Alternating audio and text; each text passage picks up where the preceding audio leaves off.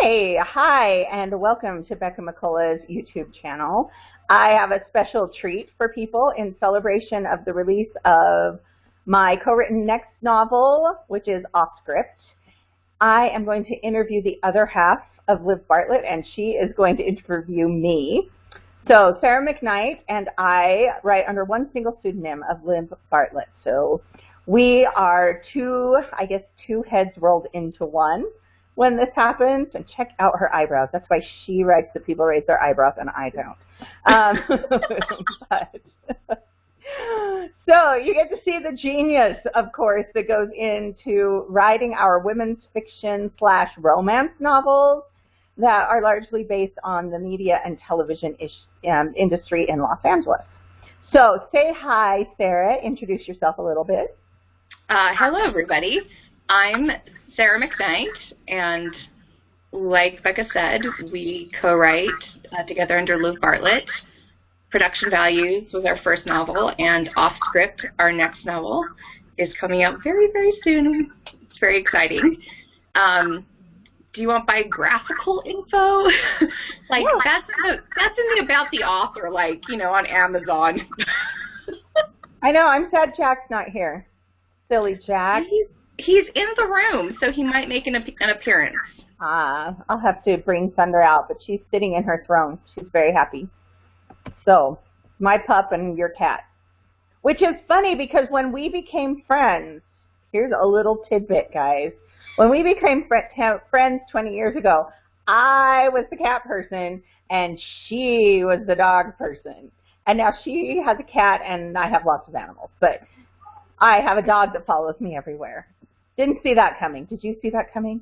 No, that's definitely a twist. Stay tuned for other things. No. I don't know that I'm a cat person. I'm just Jack's person. Just something different. That's true. That's true. So, but show and love. Other little tidbit, my cat Oliver, who may show up at some point, is Sarah's fault. She found Oliver underneath a bush, and they were going to kill him, and it was dramatic, and I happened to be visiting, and so I flew a kitten home to California and have kept him ever since. Yes, and the reason it was so dramatic is because Jack is very spoiled and was not having the other kitten around. It was not a thing he would tolerate, and that's my fault. So yes, Oliver is my fault. Yeah, and Oliver is your fault. All right, so let's talk books. Do you want to tell the story of how this all started, or do you want me to go back in time? How about, well, you start. I want to hear your take on it. Look, I'm still trying out, like, can I do the twisty hair? Can I not? Sorry, it's going to be a little bit of deciding today. All right, so Sarah and I met 20 years ago in, I think, I want to say 19 years. No, 19 like years more like ago. 18, 19 years ago. Yeah. We're getting close to that 2-decade mark. Yeah, long enough that many of the millennials I teach weren't alive when we met. That is the sad truth. So we were in college, and we discovered quickly that we share a love for all things art. We like to sing. We were fascinated with art in general, and then we discovered that we are television addicts. We both have watched way more television than most people have watched, I don't know, probably in their lifetime put together. We watch a little bit of everything. Probably between us, we watch most everything that's out there. Sadly, I have children now, so I don't watch nearly as much as I used to. But at that time, we both had VCRs. We were mad recording. We were watching lots of things, and kind of fell into a love of storytelling. And then we graduated, sadly, and we started an Oscars bet. And we wanted to kind of keep all those things going, but we both got jobs fairly quickly that we were bored at. And we discovered around about the time the internet was going wild in 2003, 2004, we were blogging. Sarah got me into blogging, and then that turned into daytime chatting. And then somewhere along the lines, we decided to start telling each other a story. And I don't know, it was like 3 months? Is that how long it took? I want to say that it was even longer than that. Yeah. And actually, you skipped the part where it all started with, not with this story, but with 21 Things. Yes. No, it started with a different story. So it all started with 21 Things, which is the TV show that is the first TV show in Production Values. And that was one of the things that we blogged about, was the kind of the concept and the arc, general idea of this TV show that was basically a female How I Met Your Mother before How I Met Your Mother was on. Thank you very much. Oh, guys, the awful things you do to us. And so then the story came out of the idea of, well, what would it be like to actually be producing a TV show? Because we had created 21 Things and had nothing to do with it except just have it sit there. And we wanted to be doing something with it. So we told a story about, we're addicted to storytelling, obviously. Yeah, we enjoy storytelling. So we made up a story that we haven't told yet, and then we started this other story. And now the story that we ended up telling each other about producing a television show really started with a fantasy, and I won't go into any more depth to embarrass you too much, of kissing someone behind a potted palm at the Golden Globes. Yeah. And if you have read, Production Values, I know which ones we've actually published. If you've read Production Values, you know that we had to bring that moment forward. And there is actually a little backstage kissing at the Golden Globes, because it really is the moment that started this whole thing. Like, if you were at the party of the year and your dream guy with the big nose, had to get it in there. I can't believe you went there. Okay. How does your life go from that moment forward? And so we started this, and it was the genesis of Bea and Katrine's story, though honestly, if you read those original transcripts, other than names and bits of personality, maybe you wouldn't see a whole lot of what's currently published as Bea and Katrine's story. Yes, thankfully we have grown a lot as people and consequently as writers. Yes. Yes. Yeah, there's a lot of maturing. The first one, we were in our 20s. It very definitely was a romantic fantasy from beginning to end. Yes. I will, however, say that the character of Philip has stayed pretty concrete in my mind throughout time. Philip and John and Nicola have not changed. That supporting cast has been, they arrived in your head definitely and have stayed. They just are who they are. They are. So they have guided us well throughout this entire process, even though we've grown up and we let Bea and Katrine take on slightly different issues than the ones we assigned them when we were in our 20s. Yes. So, and then, about years passed, I got married. We both got jobs that didn't let us chat all day on the internet. It happens, folks. Sorry for that. The worst thing ever. I know. It was a sad reality when that all had to change. And now I have a job that lets me chat all day on the internet. No, I'm kidding. That is not what being a professor is about, children. Gosh, no, I don't wish. I mean, I like my job. We both like our day jobs. I guess that's the joy of, arriving at a certain point. Yeah, it is. But we did finish growing up and turn into the lovely middle-aged women that we are, yes, complete with more chins than we should have. Then about, oh my gosh, now I don't know how many years ago. 4 years ago? It was about 3.5 years ago. When did you move back to Logan? Well, I moved back about 4 years, but bought my house about 3 years ago, and that's when we started talking about it. Yeah, so about 3.5 years ago, what happened was, whoever it was shall remain nameless. There was a meme going around about a certain celebrity who may or may not have inspired a character in Production Values. And this meme sort of inspired a thought. And I was like, well, what if? And so I had this what if question that started us on a sequel to the Production Values story. And we started writing that sequel I think just for the fun of it, I think that you were kind of humoring me. And so, you know, like it was really in our spare time, we were doing that same, telling each other a story over Messenger, but over the course of that, and before we were even done with the story, it became very obvious to both of us that we were serious about the writing and that we might be kind of good at it, and we wanted to see if we could turn this into actually becoming authors. And so we drafted that sequel and then went back and rewrote the Being Katrine story almost entirely. Very few little things remain from that original. But then, so that's how Production Values came to be, and why it, you know, took 2.5 years for it to become that novel. Was because we wrote another novel before it. We did.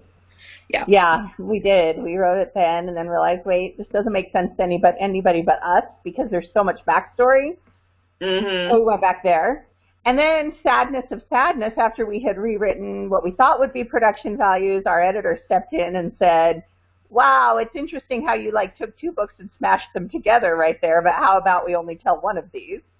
And so our beautiful 120,000 words 130. I think it would say like 130. 130,000. Yeah. Had to get slashed significantly. And we excised essentially the story that has become off script. So the second book, because it still didn't feel complete. Production Values doesn't lead into that end of the 3-book arc. It doesn't work unless Bee's story is told as well. Yeah, absolutely. There was no way to tell the next book without telling this story, Bee's story, and Eddie's story. Otherwise, there would have been at least 3 chapters of info dump backstory, which we've learned is bad. Yeah, apparently nobody does that, you know, unless you're a Russian novelist. And then please, right in the middle of your book, go back and spend 200 pages telling the backstory. Unfortunately, neither of us are Russian novelists. We are in the post-Hemingway world, where even your sentences, if they have more than about 6 words, are considered too long. Yes. Which I probably accomplish better than you do. Yeah, I know. I'm still flowery. No, it's not. Flowery isn't the thing. You just, no, she just has, like, longer sentence structures than I do, I think. Yeah, I'm also the reason why all of my characters speak like professors, and then editors will be like, look, nobody uses these words. And I'm like, sorry, I actually do. Like, I use them in sentences all the time. So, yeah, it takes a little bit of work for me not to write everything like it belongs on a university campus. But, no. Sarah's there to give it the flow and the poetry and to help me bring it back out of my literary captivity and put it back in a commercial fiction novel. That's a really terrible way to describe it, literary captivity. That's not how I think of it at all. Oh. It's just that the melding of our 2 styles has become something very specific, which isn't my style, isn't your style. It's somewhere there in between, which is why we feel like we do have something that is both commercial and literary. So why don't you tell them what our process is, because it is kind of unique as co-writers. Yeah, you know, and this is probably the question I get the most. We're about to get kid bombed. Hi. Hi, Aunt Sue. Hi, Riker. I love you, darling, but I'm on an interview. All right, there's my boy. All right, go ahead. He apparently needs a mom snuggle. Oh, okay, so our process kind of goes like, well, in the very rough drafting is we do still sit down in Messenger, well, Google Hangouts, because it archives everything to your Gmail, which is wonderful. and we take characters in hand, each one of us, and set a stage and then just write. We just go back and forth, dialogue and action, dialogue and action, dialogue and action. Plot points, and that's when the characters start to speak to us about what they would actually do, what they would actually say, how they would actually react to what the other character just did. And that's why our rough drafts are always about twice as long as a book should actually be. And then we separate a little bit, and we say, okay, so this scene needs to probably be from this character's point of view.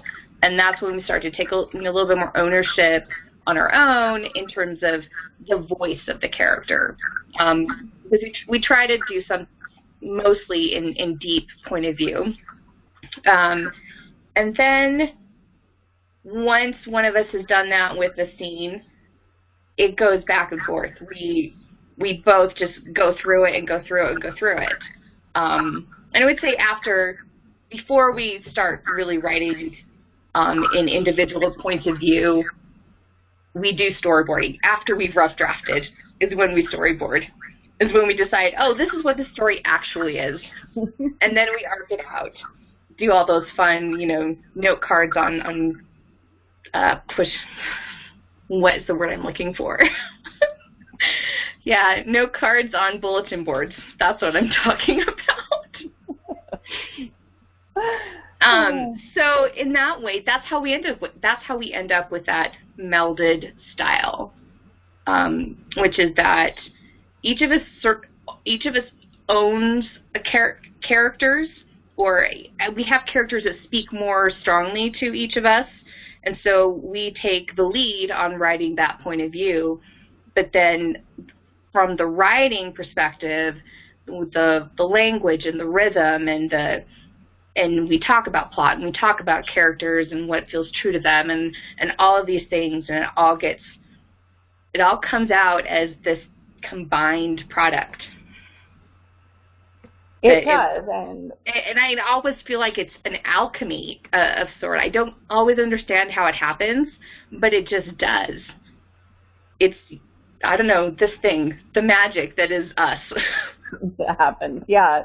And it is really kind of a unique way, having talked to other people who co-write, because first off that we do the chat back and forth creates really modern, realistic dialogue, because we are actually talking to each other. I mean, yes, there's quotes involved, but we are writing for the other person to respond. And one of our editors said we have really performative dialogue in that it sounded like real people. And so, I mean, I think if your goal is to write good dialogue, it's an important tip for people is try to make it as real as possible. But also, because we're going back and forth, it's almost impossible to say who wrote who. So, I mean, we might say, yes, I own B, in that I have veto power. And if I say, no, that's not B, it'll come off.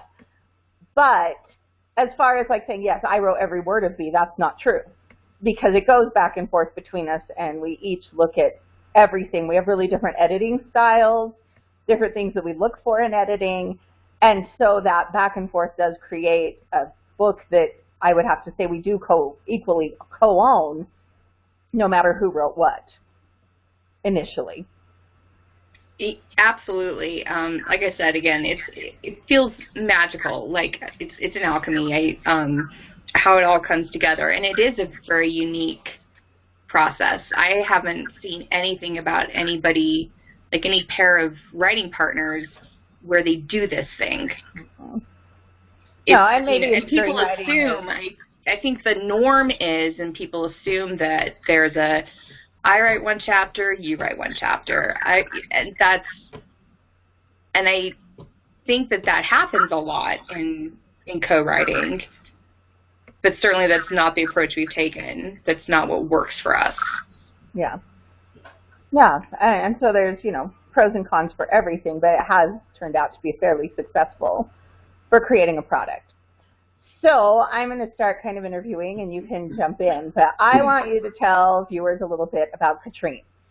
what speaks to you about her, how she's popped into the world the way she is.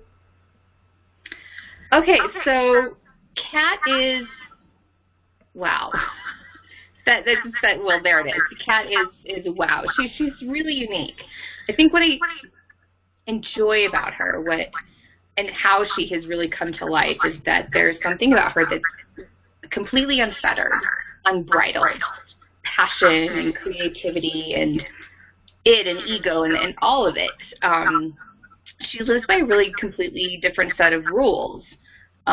She has a lot of talent. She is very creative. So the place where she's at, she's earned, but she also has gone through life with basically nobody ever telling her no. And that's kind of created a monster. But that's why I think why she speaks so strongly to me, is that there's a relief in going to her and going to her point of view and listening to her, because it's a completely different experience.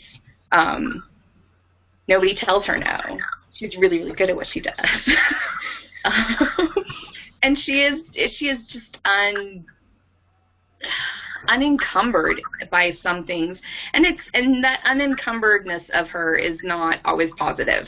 Certainly, that's a lot of the stuff we explore about Kat is, what are the consequences of you just going and doing whatever the heck you want all the time and think that it's all going to be great, because that's not how real life works. And then taking her on that journey and going with her along those moments of learning, it's still fun. Like, I don't know, she speaks to me because it's a very different personality and a very different life. So I have a lot of fun with her. She is fun. As much as I love punishing Katrine, like, it's kind of my job to throw stuff at Kat that makes her, like, I don't know, because I write B, who is her foil in a lot of ways, but also the person on whom we reflect the consequences of Kat's life and choices quite often. I don't know. I kind of enjoy being like, oh man, let's see what Kat will do with this one. Like, let's actually make her pay the piper this time and see what happens. But I do think that she is interesting as a character, and especially since I'm a professor, watching kind of the way we've raised millennials. And I don't mean to make a blanket generational statement, because of course it does apply, but I always do see a lot of my students reflected in her, in this idea that somehow the world should be ordered according to the way that I want it to be, and that there is injustice whenever consequences come back that I didn't want to have, as though we get to choose both our consequences and our behaviors all the time. So I enjoy that part of Kat. I enjoy playing the foil to her sometimes, even though I probably look like I just torture the heck out of her most of the time. There are times when I'm like, you did, wait, what? Because there's the piece of Kat inside of me that's like, wait, what? No.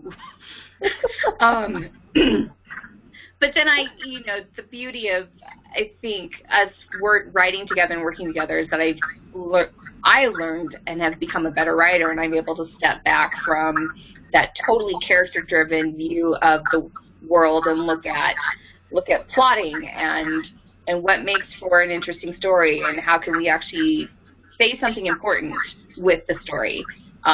Whereas I tend to be, I get a character in my head, and I get like them, and I want to, have their world be the way they want it to be. The arguments we've had over Ian.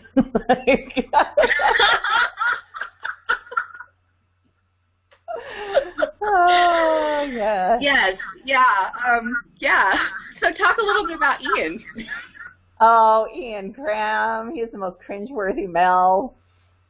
And yet Kat loves him so much. I struggle with Mr. Ian Graham. I have no problem writing the mean things that he believes about Ian Graham. Ian is the classic alpha male. He But I wanted to take a look. I have to admit, Ian Graham for me in some ways is a reaction to Christian What's-His-Butt in 50 Shades. That Christian. Oh, yeah. Okay. Sorry, yeah. but he is. And I am thoroughly disgusted by this character. Mainly in 50 Shades, that's what I'm talking about. I have to find love for Ian in order to write him, but it's small. I definitely have more love for Ian, but, you know, it's... Yeah, but that's your my job. You have to understand why Kat loves him, whereas I just want to hit him in the head with a Coke glass, which is why I let me do it. But Ian is that classic alpha male, but I, again, wanted, in production values especially, to explore that idea of consequences that are beyond our control. So by taking this alpha male and actually looking at the consequences of his life, that was my goal. So by bringing in his children and his ex-wives and really looking at this just trail of female disaster and pain that kind of just hangs on him all the time, and the resentment that he has for it, as though it is unfair that he can't just be the person that he wants to be. And I loved the idea that he and Katrine took these worst pieces of their character and smooshed them together in a love affair. You know, this thing that makes them not great people, that they don't look around at the human collateral, somehow also became this thing that bonds these two people together. And I know Kat does it more by accident, but Ian hurts people on purpose. And I thought that was an important thing, and it was amazing that we were exploring it before the Weinstein, moment. Gosh, right? That we were already having this conversation about these men are getting away with so many awful things, and they get praise and they get glory for it, and yet they're kind of stinky people in the end of it. Yeah, you know, it was one of the things I was thinking about today about that Kat and Ian partnership in romance is that they both believe their own mythology. I think that's really what it comes down to. And if you've got somebody next to you who believes your mythology as deeply as you believe it, then what's to stop you? You know, you're an unstoppable team. And that's what bonds them. That's what keeps them together. Yeah. Yeah. I think probably one of my favorite scenes in production values, and I promise no major spoilers other than just talking about themes, but is the moment where Kat has kind of done this cruel, nasty thing to be, and then Ian comes in and convinces her it's all the right decision. And by the end of it, like, Kat so believes this mythology that she and Ian have built for each other that when Bea then tries to hold her accountable for what she's done, Kat's just blown away by it. Like, how is it possible that you don't believe the mythology that Ian and I have told you you have to believe? And it's just one of my favorite hinge points on the novel, and it actually ends up being the point at which we start off script, is right after this has happened, because it is such a turning point for these women where Bea is no longer able to pull Kat out of her own mythology. Instead, she and Ian are just going to go deeper and deeper and deeper down their own Heart of Darkness journey together. Yeah, absolutely. It's let me not pick my nose and on. I wasn't picking my nose, but let's keep the fingers away from the nose. Yeah, I'll bring the kids in if we want to watch nose picking on. Oh no, I lost my train of thought. Oh, speaking of the just in a post-Weinstein era, which I think is a really dumb phrase, actually. We're not even close to being post-Weinstein. There's still way too many Weinsteins out there in the world who are continuing to be called up. People, like women are continuing to tell these awful, horrible stories. Like just today, Eliza Dushku talked about her experience as a 12-year-old on the set of True Lies. And that's just terrible.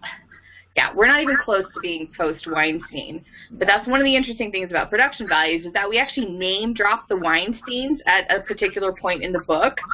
And after all of this happened, and oh gosh, I got to meet with a book club that read production values, and they all just were, oh my gosh, about the Weinstein name drop, and just thought we were so prescient to have even put that in there. Which is a sad thing to be prescient about, but it's been pretty obvious. It's pretty obvious if you look at Hollywood or paying attention to it the way that we do with our, Oscar bets and everything else, that this has been going on for a long time.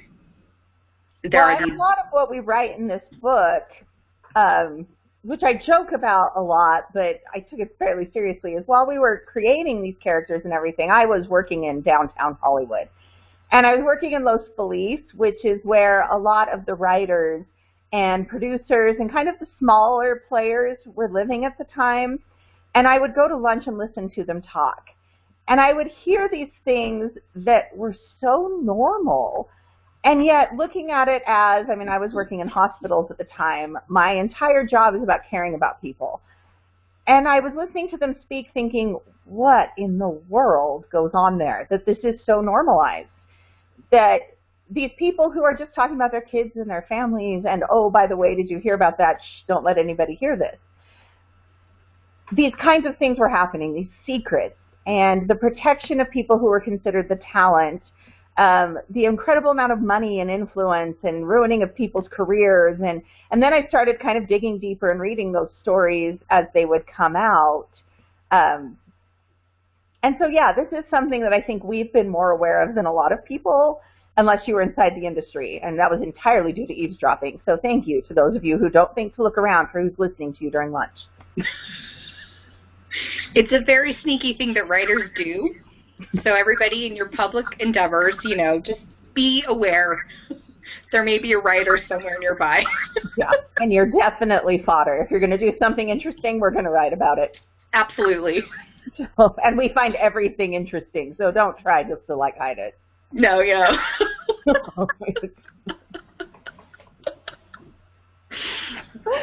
Oh, my gosh. All right, I've asked you a couple questions. You want to ask me one? Yeah. Let's see. I'm going to pick up my notebook because I took off my glasses for the video, everybody, because there's glare, and my eyes are old. Anyway.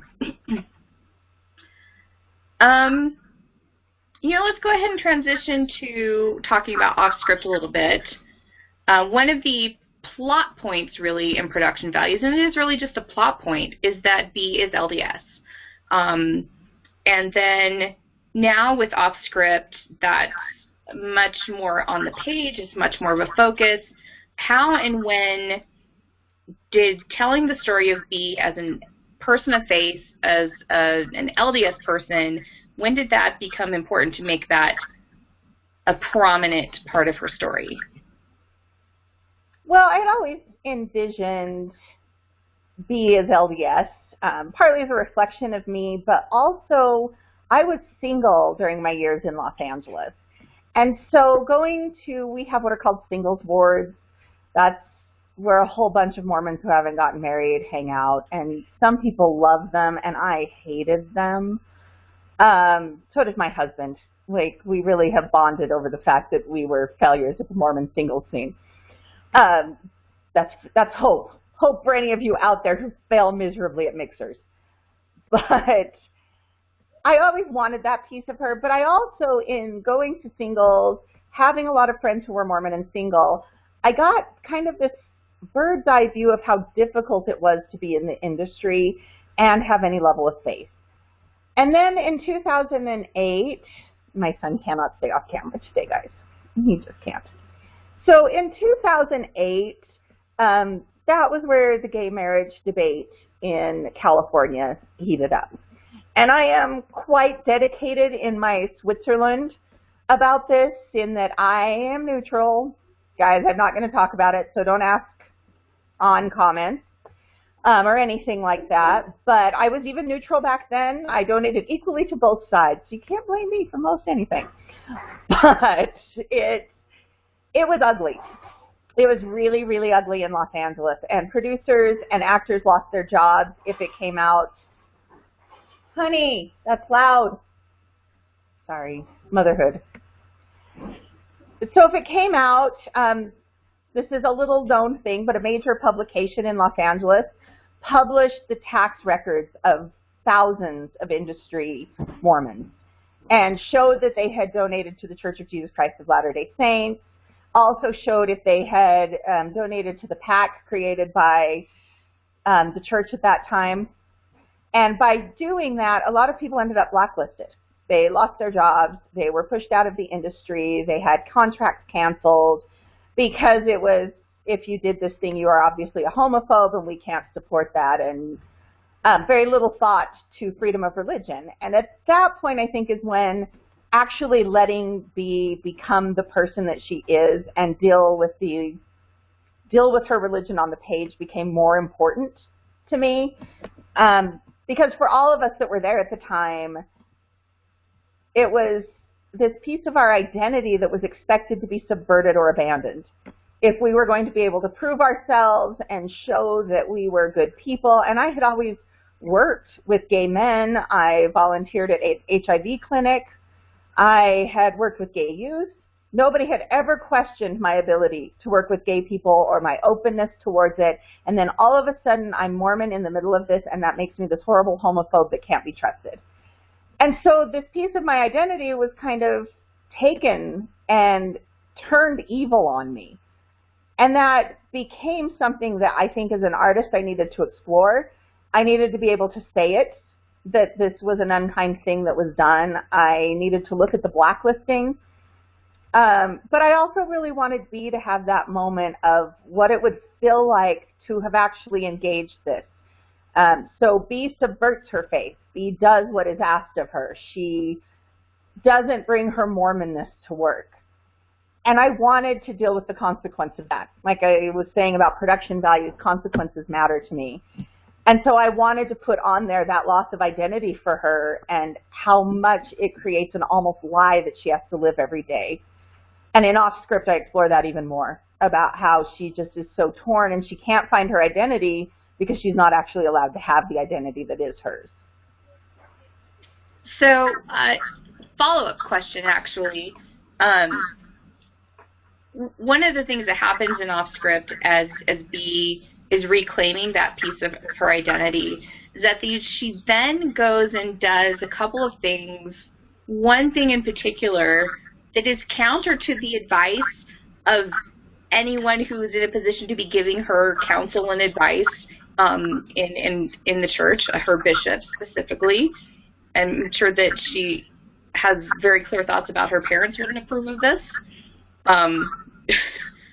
So what was it like to write that piece of her that even though she remains faithful and devoted to her religion, and she certainly isn't having like a crisis of faith, I don't think. I wouldn't describe it as that. What was it like to write her doing these things that were counter to advice? Oh, I think I wanted to recognize something that when you're in a faith community you know is true, but sometimes when you're in any kind of group that gets large amounts of stereotypes added to it, we're all treated like sheeple, like we're not, like we all fit into these pretty little boxes. And if you're actually inside any community, you know that's not true, but it's easy to do it to other people. And so I wanted something in Bea that she recognized needed her slightly rebellious side. But I also wanted to make sure that I represented individuality. Certainly, I think in everyone's life there are hard moments where the advice that we're given, whether religious or not, conflicts with what our gut tells us we have to have. And I feel like it's only fair when you're dealing with a character for whom they have a strong moral code, and that moral code is somewhat defined rigidly. And there's pros and cons to that if you read scientific literature about strong moral codes and belief systems. But at some point you have to look at it and say, well, this small piece doesn't work for me. And too many people, I think, then just abandon the moral code altogether, which may or may not work for them. For some people, that's the best idea they can make. For others, they just end up adrift, not knowing where they are anymore.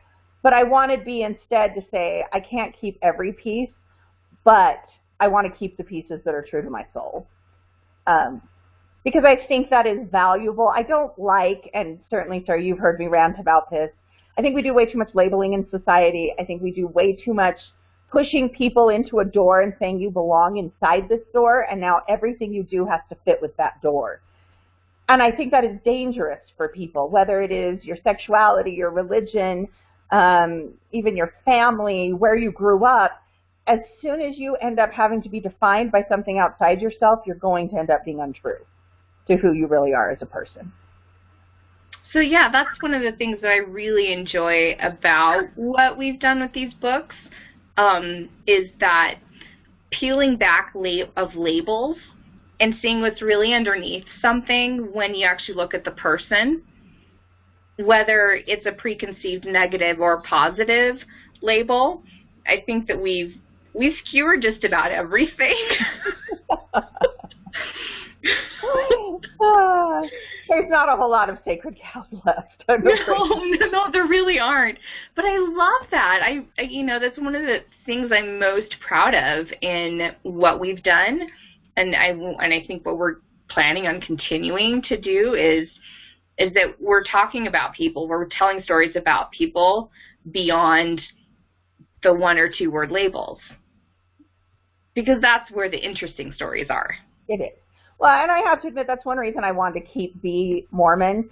There was pressure on us at a couple of points to just make her a kind of mainstream Christian, but she needed the label. It needed the harsh label full of stereotype in order to tell the story that we wanted to. And, not only from me having been LDS, but being out in Los Angeles, being here back in Utah, that stereotype is strong. And I really wanted her to have something where that strong stereotype was negating to herself a sense of self and made it difficult for her to actually be true and honoring to the person that she was, both inside and outside of her faith. Because there are scenes where Bee is trying to live the tenets of her faith, and she can't even do that because there's pieces of her that are unacceptable when she's back inside the religion. And so living this kind of back and forth, and the role that Eddie plays in helping her to find her sense of self within this dichotomous piece of her personality, where she's both a woman of a faith and she's a bit of a fashionista and cutting-edge businesswoman. And sometimes she feels like all those don't fit or aren't allowed to fit. She feels like they fit, but she feels like other people don't let them fit. And certainly that was... again, the reading group, the book club that I was really fortunate to spend an evening with and hear them talk about the book, that was one of the first reactions to Bee that a couple of them had was, well, she seems too materialistic. Like, she's just so into fashion. And I was like, well, why do you think that that's not a valid thing for somebody who's Mormon to do or be? And it turned into a great discussion about stereotypes and labels. And so certainly that's our goal. One of our goals in all of this is to make you think, maybe have a discussion. Yeah. What I reacted to this label a certain way, or I reacted to the subversion of a stereotype a certain way. Why did I react that way? Yeah. Well, and I think in writing these, we have come into a lot of different situations with editors, critique groups, book club people, where we have realized just how hardwired some of these stereotypes are and how difficult it is for people to even accept the idea that a person might not fit their stereotype. And it's like, well, but don't you know someone like this? And there's always some way they can either reject it or get rid of it or dismiss it, rather than having to say, what if somebody actually did this and matched the label? Can you accept it as a human thing to do? So I think it's been interesting to explore. Certainly we've had to have a lot of interesting conversations about society as we built characters and situations. Yeah, so we spend a lot of time talking about, you know, characters and what's right for characters and plot points and how we want things to arc out and be on a page. But then we also spend a lot of time talking about the societal implications of who the character is and what they're doing and what's in the news right now and how that affects what we're writing. And yeah, so there's a lot that goes into it that's beyond character, even though I feel we're very character-driven. We certainly don't have, our characters don't live in a vacuum, except for Kat. Kat would like to live in a vacuum. She's so good at insulating herself. She really is. Yeah. You know, but I think it's just been really interesting, though, to explore that both with Kat being in the vacuum. You know, I'm excited about the next book coming up because we kind of put a hole in Kat's vacuum tube, and she can't continue where she's going. But at every step, I think it is character-driven in that we care about what does this character do with this? What are they going to decide? I loved in Off Script exploring all these pieces of Eddie, too. I mean, Eddie is, I don't know, he's probably my favorite character we've ever come up with. I joke all the time I wrote my own book husband, which I didn't really because I could not be married to Eddie for 5 minutes. I admit it. Except isn't Dave kind of like Eddie? Dave's a lot like Eddie. I mean, except for the like hyperactivity and super social nature, that's not my husband at all. But honestly, if you're reading along and he does like something strangely romantic or he's super caring, that's my husband, 3,000%. He's just the weepiness. I'm not a weeper, so in my family, something nice happens, you look over at my husband's like, and I'm like, oh my gosh, man, pull it together. You know, so that's but everybody. Yeah, but everybody loves Eddie. Everybody who has read Eddie on the page falls in love with him instantly. And that's so gratifying. Yeah, he's really worth reading about. He's pretty awesome. So, no. No, but he also has this ginormous flaw. And I liked doing that and taking this piece, which is his addiction, and not only just showing his, but he's also the only one of his friends who ends up dealing with addiction, and yet they all have high rates of use. And he is kind of like, he loses this lottery in life. And he is this great person, but he deals with this incredible burden, and he doesn't know what to do with it because his social nature and his social life and even his romance and his love, all of these things rotate around the very thing that makes him sick.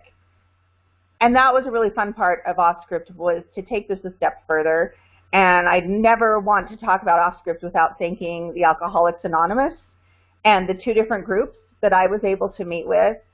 The men and women there opened up their hearts and told me such amazing stories and changed the way I will think about addiction forever. But, I mean, I'm talking about people with 30 years of recovery who were willing to talk about their stories in just plain and painful language so that I could really capture what it takes for Eddie to eventually become one of those lifelong members of AA who pushes through and chooses sobriety. Because it's not a simple thing. It's not the easy choice once you figure out you're addicted. So that brings me to one of my pre-formed questions, which you already kind of answered, but one of the great aspects of what you bring to the writing is a deep love of research, because you are a scientist in your day job. And so I wanted to talk a little bit about what the research for the couple of really serious topics that are tackled in Off Script, what that research looked like, what's your research process? Well, I think, it is important to say that I start with character discovery, one way or the other, regardless of whether you're big into research or not. But something I am very careful with is making sure that what we write matches the science.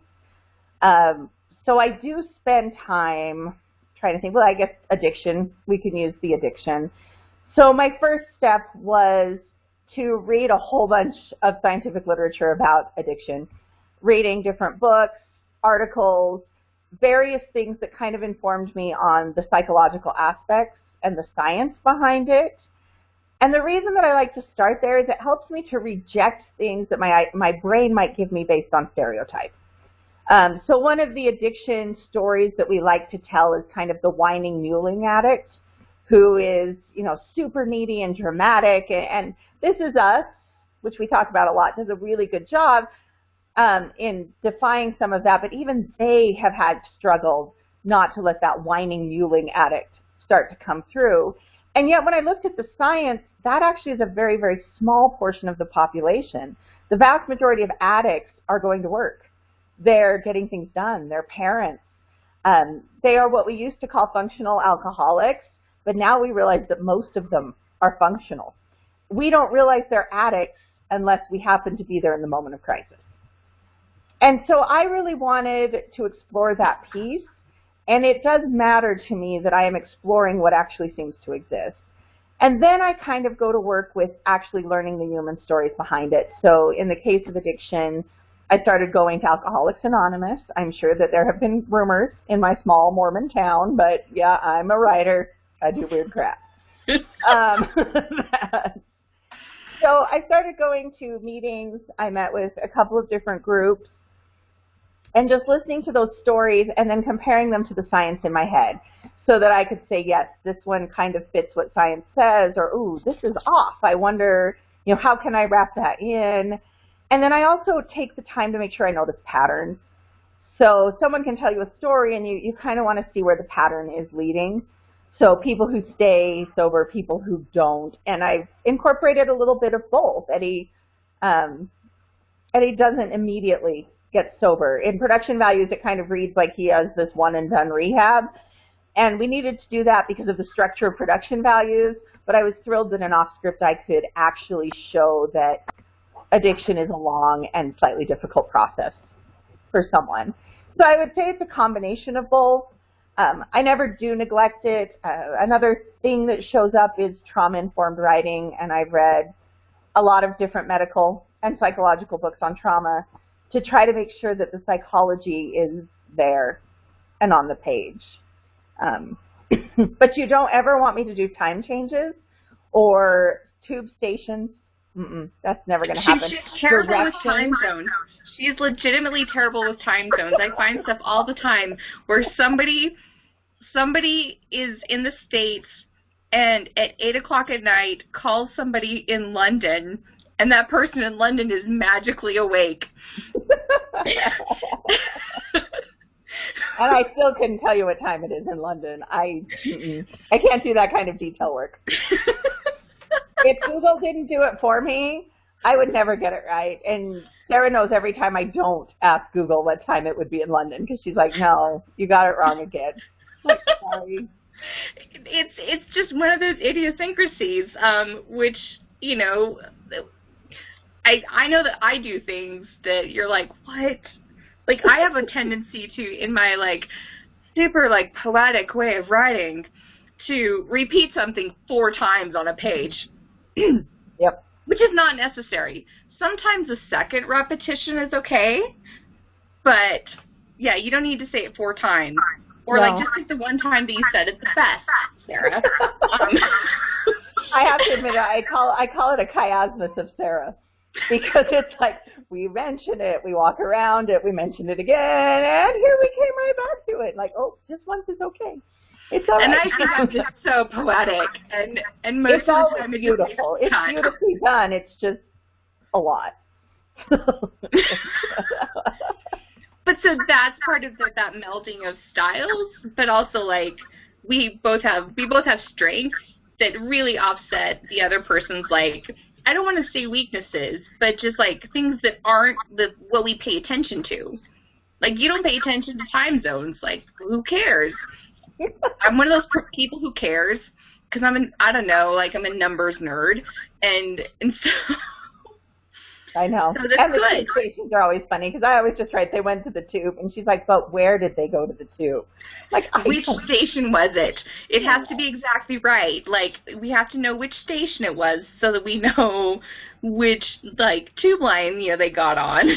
Yeah. To get to the right place, like where we've placed them in London.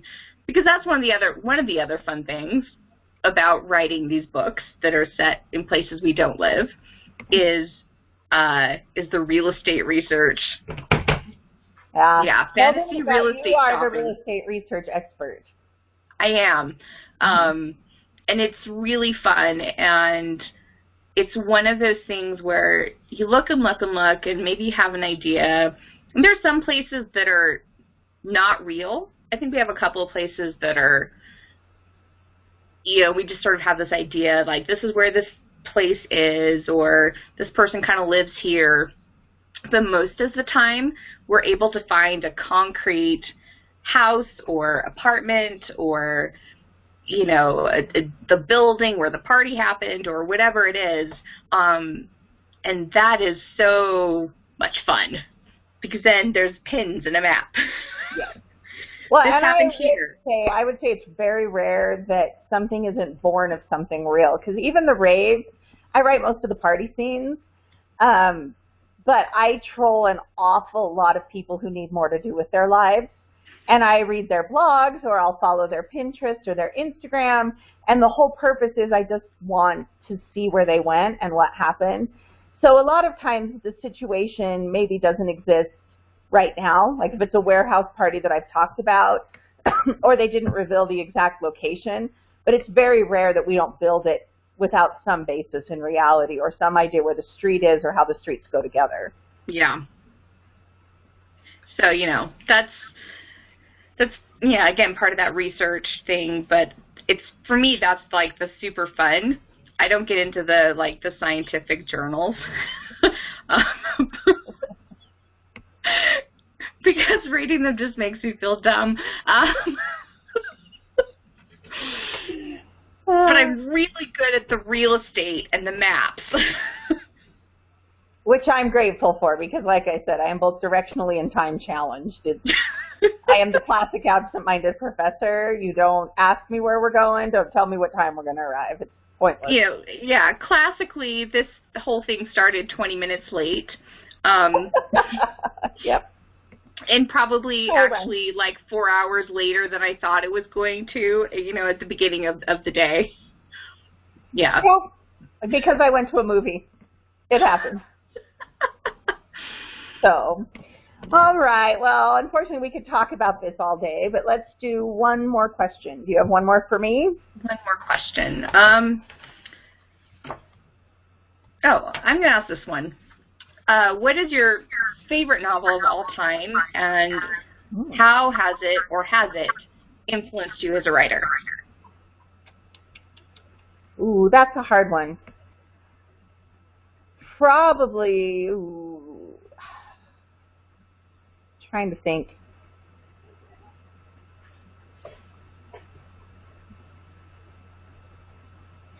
Well, the problem is I probably have a favorite novel in each genre, but I would say that probably the book that influences me most and that I think about the most is Persuasion by Jane Austen, which probably isn't a book that we've talked about a whole lot, but there's a reason that I love Persuasion. I loved Persuasion because she took her own tropes and dumped them. And so she had written Sense and Sensibility, she had written Pride and Prejudice, and you always had these very pretty young things, and the pretty young things found the handsome rich men, and everyone loved it. And then all of a sudden she writes us Anne Elliot, and Anne is not attractive, and Anne can't get married, and Anne ends up married to Wentworth, who's also not attractive, and he doesn't make very much money, and we really shouldn't love them because they each have opportunities to do better in life, but you just can't not put them together. And I have read that book so many times, and yet I don't always recommend it to people because it's slow and it's plotting, and it really has more to do with looking at the situation that these people are in than anything. But I would say that book has huge influence on the way I thought about writing. it's not the fun novel. I mean, if you ask me which novel do I reread a million times, it's Harry Potter. I've read Harry Potter probably 7 times. I could read it today and be thrilled. Wait, all 7 books or the first one? The first one.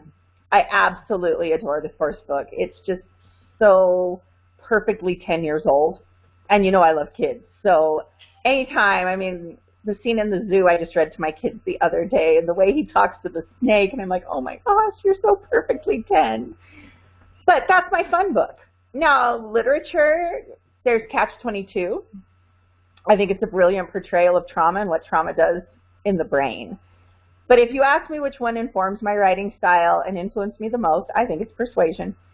Because of the way she explored those social themes, and she did it in such quiet ways, and by taking these 2 characters, and they're 2 characters that you shouldn't even want to get together, and by the end, I cry every time in that last letter that Wentworth writes to Anne, and he just spills out this bucket of information that you knew was in there all along and he couldn't say. And I think it's a brilliantly done novel. I couldn't stop reading a page of it.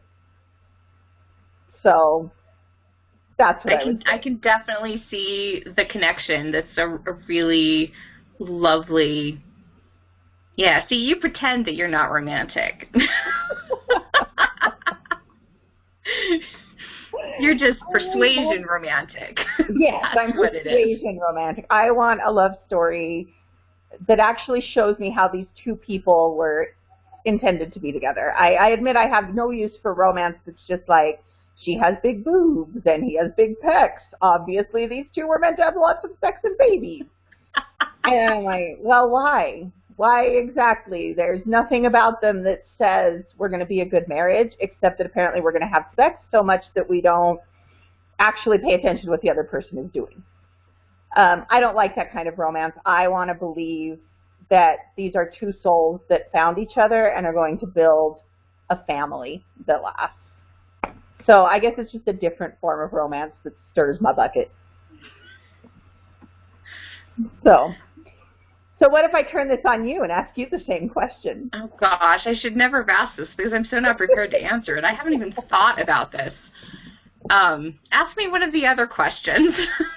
I told you I can't see him because I have the thing on. Well, okay, I'll answer this, but I'll spin it around a little bit. My favorite novel of all time is Dune by Frank Herbert. That's my most consistent reread. But I don't know that it influences my writing much. But what I found is that probably in the process of writing these books, the fact that I love Dune so much has made me open to writing about social themes more than I would have been on my own, maybe. So that's probably the only influence it has on my writing. I mean, I'm not writing science fiction, certainly. Maybe someday. Someday I'll have that brilliant science fiction idea that can't be denied. But no, you can't see it here in my office, but there are a whole lot of romance novels on the shelf here, like a whole lot. And lots of other books. And I think what really has influenced my writing is the fact that I connect with books that have very strong character voices, because that's the way I love to write. And that's because that's what I immediately connect to on a page. If a book opens up with a character that has a really strong sense of individuality and, snark and humor, sarcasm, then I'm in. I'm so there. And so that's what I love to write, because that's what hooks me as a reader. I would also say this, not to play junior psychologist, but I think your love of Dune and science fiction has really plugged you into the geek girl side of life. And it gave you a perspective. I mean, I drive her crazy. She drags me to science fiction conventions, and I sit there and work and half listen while she's like totally engaged. But I think it gave you that glimpse. So while Dune may not directly influence your writing, I think what it meant to be a Dune reader definitely has influenced your writing. Oh, yeah, to be a science fiction fan. I am a fangirl, absolutely. And my writing, the idea that I was actually a writer, really a writer for me, started with fan fiction and that community. And so, yes, I'm deeply hooked into that. Not as much anymore since fandom now lives on Tumblr, and Tumblr isn't really as accessible in terms of conversing with people and having connections. And it's been a while since I wrote fan fiction. We're a little busy. We're a little busy writing other things. No, so I don't even know where I was going with that answer now. Yeah, no, but I think it does inform it, and you've always been more connected to that kind of writing side of the internet than I have. I mean, I blogged for a while, but I'm a bad blogger. I'm still a bad blogger. I'm not a blogger anymore either. I mean, the mommy bloggers took over, and nobody wants to know about my motherhood. They're alive. I did prove that. But yeah, no, but I think that piece has given you some information, especially in building Cat, or when we write about that perspective of kind of feeling disconnected from culture, even though being a geek is kind of in now and being, all those things have gotten more mainstream. I think it has informed kind of the way you write Cat, her sense of rebellion, her need to hold on to her sense of identity, no matter what, and where that comes from.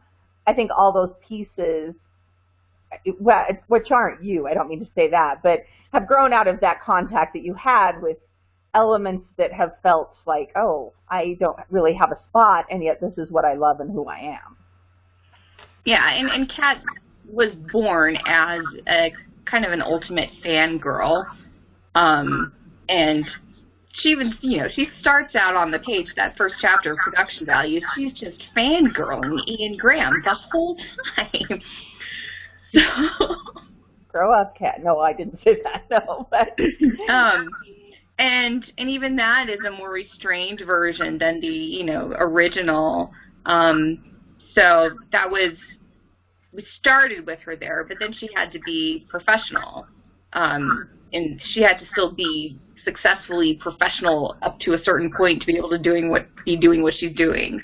And where is that line? There's always that. Where is that line with Kat? With, like, I'm totally creative and just, like, on my thing, and I have to be professional because this is a business.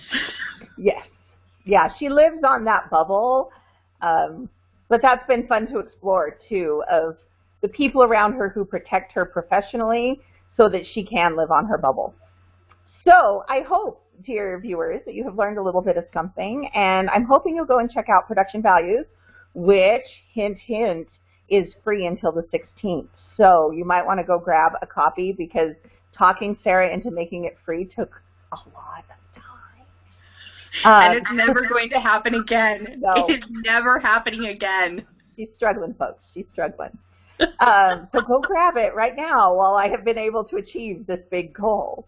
OffScript is also on an amazing pre-order sale, which is $1.99. So if you have any interest, especially in LDS themes or thinking about a group that you probably don't think about a whole lot, OffScript's very accessible, and Eddie is lovely, but it's a really good book to dive in and think about things from a different perspective than you probably have.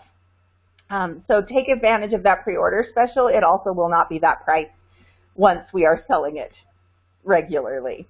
So we wanted to make sure that people have an option of getting it now and getting it fast. But thank you for those of you who have read and watched, and let us know if you want more. Remember, like and comment below, as we're all supposed to say on YouTube. All right, guys, have a good day. All right, bye.